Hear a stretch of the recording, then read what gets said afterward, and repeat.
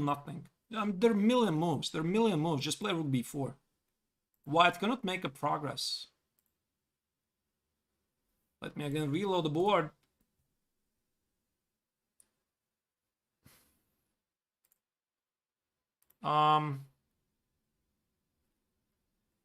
Yep, it's a draw. It's a draw. So the only thing is, which might prolong the game slightly, is that both players just got extra 15 minutes on the clock. But I don't see any plan here.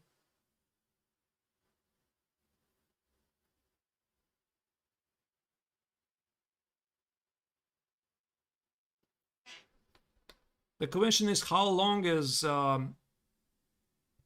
it gonna take for Alexyenko to accept the fact that Kamsky just played a brilliant defense?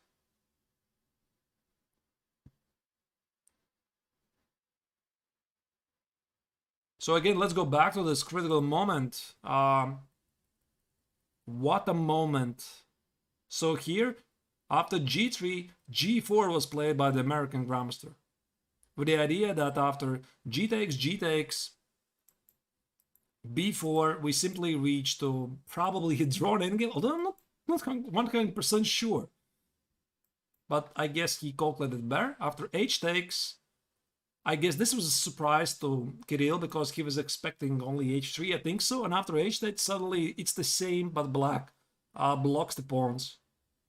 Yeah, and this is the position. I don't see Kirill making any progress here. Rook f1, rook b3. That's it. I mean, black is not threatening to take on f3, but he just sits and waits. Does nothing. Just does nothing.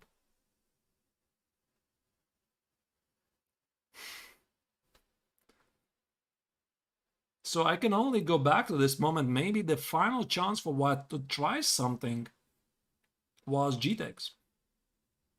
G takes, g takes, rook takes, b4, a takes, rook takes, h5, and seeing this, some chances here.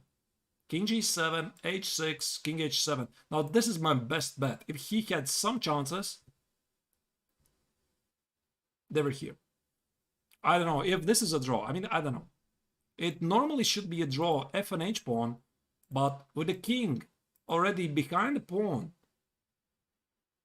being cut off, I'm simply not sure. So let's say f3 and start to deliver a lot of checks. Check, check, check, here, here, here. So I want to play f5. You know, I don't know. Maybe indeed it's a draw, but now it's an obvious draw. Yeah, so I guess Alexyenko is slightly kicking himself for this opportunity, because even if that is a draw, there was still a game. There's nothing here. There's nothing here. And that means that Kamsky is going to keep the lead in the overall standings. By the way, he has not forfeited on time. They received extra 15 minutes. You're just not seeing it for whatever reason. Both players have 15 minutes. Maybe now something like 12 minutes on the clock. So I guess appropriate the cat demands sit for something like 5 minutes and offer a draw.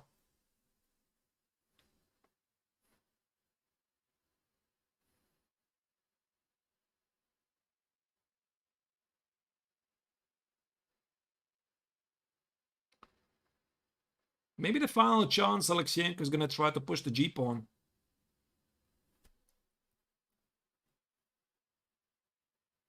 I just don't see how. I guess he should try. You can always offer a draw. So maybe something like king e2, rook b2 here. Oh, wait, you just take it. Wait, no, I was meaning something like... Oh, wait, there's no ideas. I mean, I just don't see any ideas. Let's say g5, king f3, g6, rook goes here. That's it. G7, rook G8. No, there's nothing. There's no technique even required here. Again, king E2. Yeah, just give a check. Rook F1. Just play here. King E2. Give a check. Here. Just wait. Maybe try to run with the king around, but king d4, just rook a4. Yeah, just don't let it. Here, here. I can already play in a blitz mode. This. Here, here, here. Whatever, check. Here, check. Not to allow the king to land here, but maybe even that is a draw.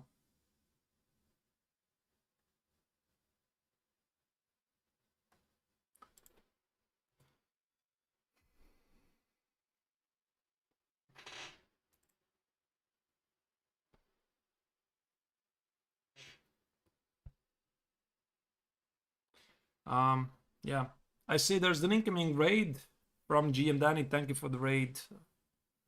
Yeah, thank you, the viewers. We are approaching the uh, final phase of the Biel Chess commentary. I think the game's gonna finish shortly. Alexienko had some minor chances, and I'm not sure how minor they were, but let's say they were minor. I don't know. But it was indeed the American GM show. It was Gata Kamsky's show. He just showed this awesome technique how to draw an endgame. A rook endgame, which I wasn't sure myself how to draw this. And I guess that's why Kamsky showed why he's Kamsky, why he's not Nations. He found this amazing resource of g4. Yeah, this is a draw. This is a draw.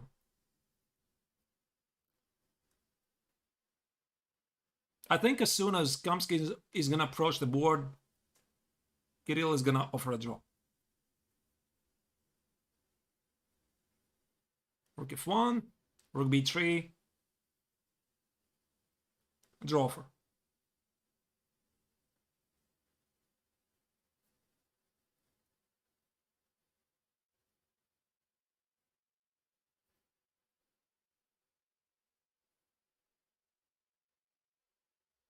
Maybe king e2, the final attempt for the Russian. Get the king to the king side, but king e2, rook b2 check. Nah, there's nothing happening here. Kamsky knows this. Just look at this. He knows. Of course he knows.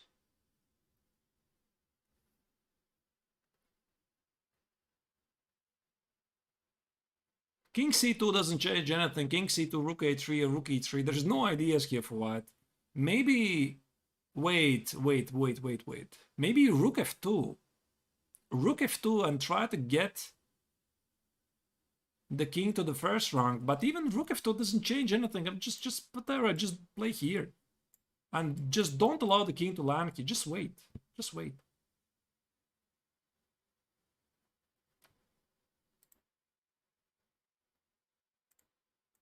No ideas.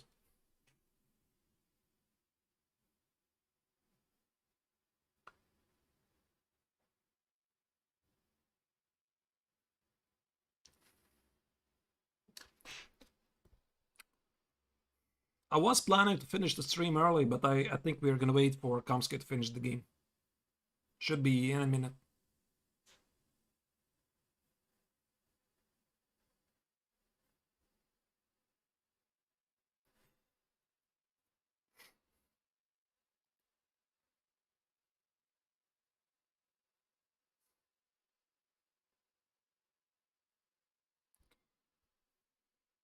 I guess Kirill has something like 8 minutes on the clock.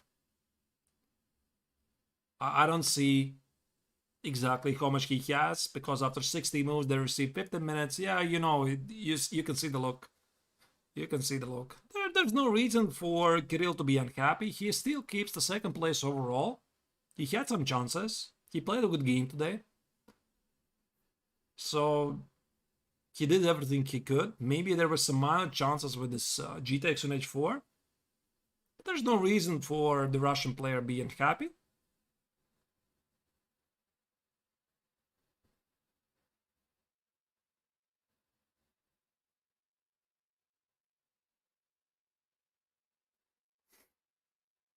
Draw.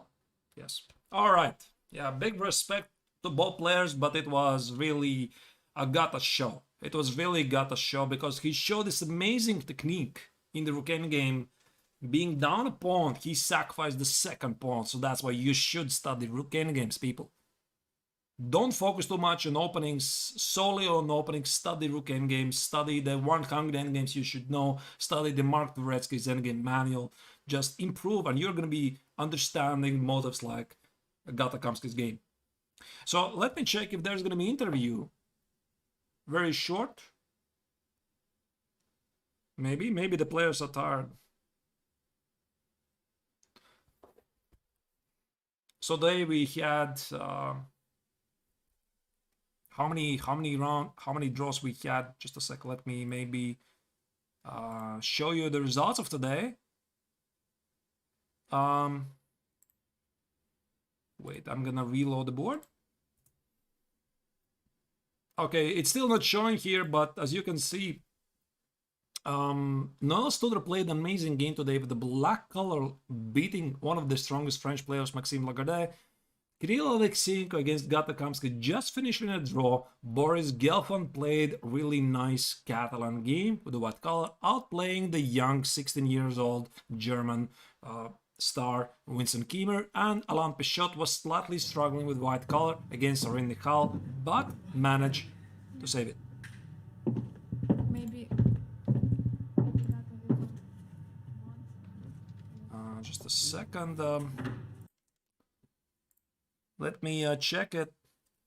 Is the interview starting anytime soon?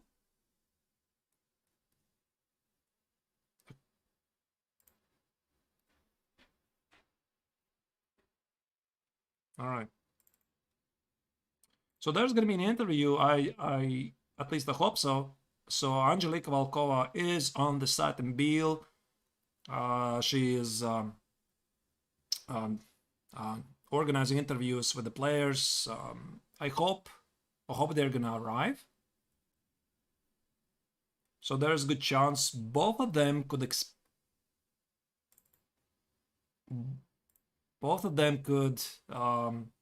explain what happened in the endgame.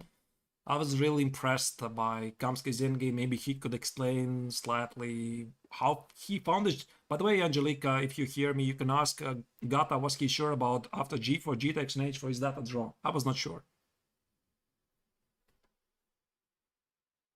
Yes, but the king is on H7. Yeah, please ask it. I was not sure. I moved it slightly. I was not sure. It should be a draw. I wasn't sure. So you're not hearing me. I'm talking with Angelique on the phone. She's in Biel. She's waiting for the players to arrive. There's going to be an interview, and we're going to follow it in a moment.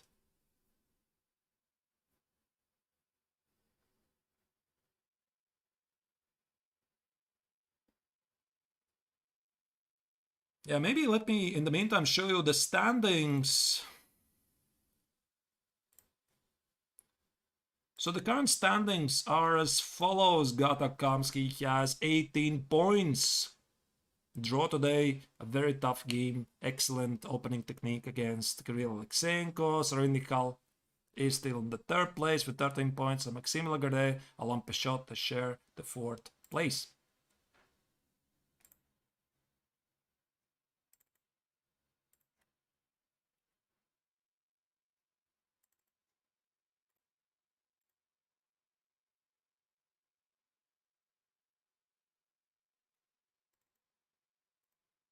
Let me maybe try to switch just in time.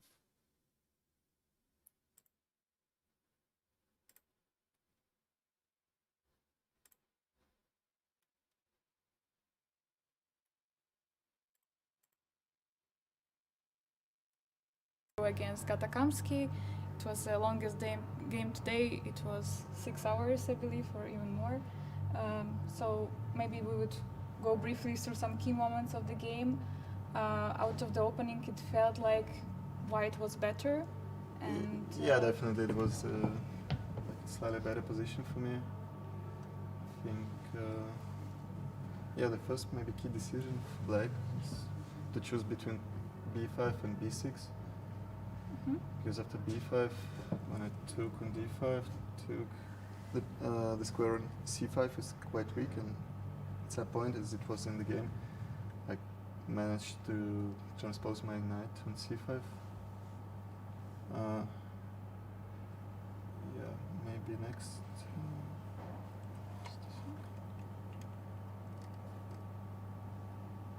Yeah, next Kimamon, yeah, I guess. I would maybe a little bit earlier. Just a second. So yeah, here. Yeah, I'm not sure about bishop c6. So the idea was, I guess, to play knight f. Okay, it's not possible to drag knight f1, and then in case of e5 takes, and then queen g5 idea. But okay, he doesn't have to play e5 immediately. He can start with a5. So e5 is not the only idea for black.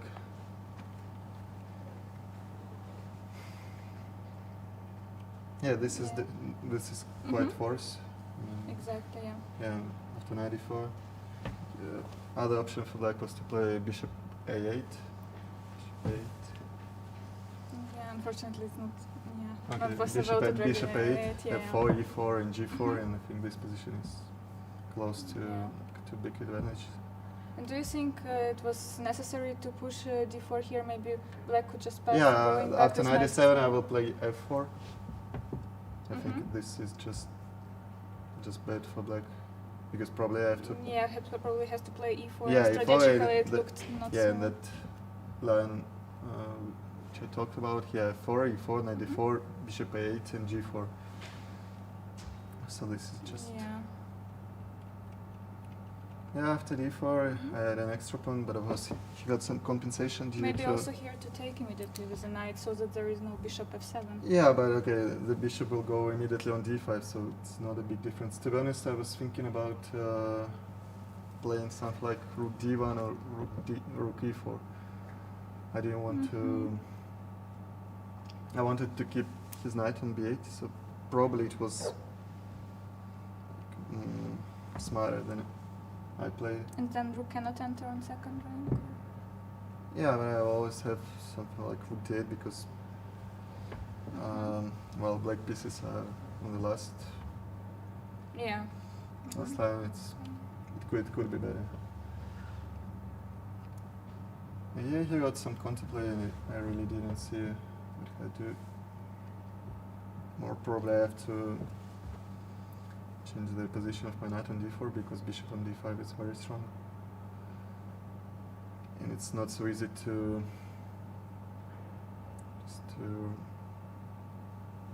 do something with my knight on a5. So I could go somewhere like, I don't know, knight b7 or knight c6, but after bishop d5 it's still not so easy to improve my position and get some advantage. Yeah. And then I don't know, so yeah, the most At the interesting end, part was yes. rook in game. So after. Yeah, here. Yeah, probably more concrete for black was to play king e5 here, because I will not have the idea in the game like rook f8 and rook h8, because after, for example, king e5, rook f8, h5, so I don't have any time. So at least in the game I managed to provoke him to play h4, because usually had to the position pawns on g5 and h5. So I thought that this is like chance to create something, but I don't know, was it winning somewhere or not? I don't know. I'm not sure about a5, but otherwise I would push my king I on. believe instead of rook e3, maybe some g4. Maybe. Considering? Yeah, I was considering, but I don't know. G4 is also risky. He can play just king f6 maybe. So I was not really sure about should I play g3 on g4. So I thought, okay, let's play rook e3 first, and then we'll see. Yeah. And And after then- a5, yeah, take rook e4. Here, I don't know. Probably I could play rook b3, like rook e5, king e3, king e5, king d3, king d5. Something like king c3, then king b2, and rook e3. I guess once rook takes, it's better for black just to play there is a king back, so the rook will be unpinned. Yeah.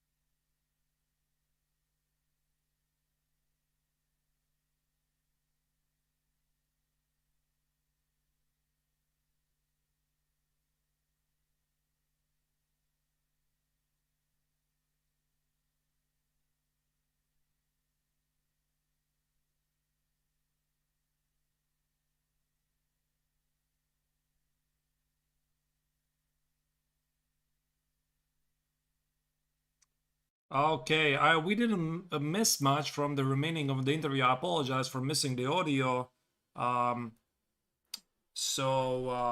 yeah, so that was Kirill Alexeyenko. He thought that g3 was a mistake, and after g4 it was a draw. I wasn't actually sure myself what happens after g takes, rook h3, this f&h pawn, probably a draw, but still, I think that it was definitely a chance to explore this. So I'm finishing the coverage for today. Again, let me show you the overall rankings. And it's Gata Kamsky who leads the tournament with 18 points. Every victory in classical tournament is 4 points. Every draw for each participant is 1.5 points. So the tournament resumes tomorrow. The tournament resumes tomorrow. The start of the round 4 is going to be at 2 p.m. Central European Summer Time. I'm going to start the coverage at about 4:30 European Summer Time. The games are going to be well underway in something like 2.5 hours. So we are not going to see the opening phase. If you want to watch it, just head over to the official site and you can see all of the games live. With you today was the Latvian Grandmaster Artur Nekšans, as you can see. If you like what you're seeing, please give a follow for my channel on Twitch, the Biel's YouTube channel, because I'm streaming on 3 platforms at the same time. It's my Twitch channel, it's YouTube's Biel's official channel, and it's the Facebook page of Biel. Take care, have a great evening. I'm signing out, and until the next battle.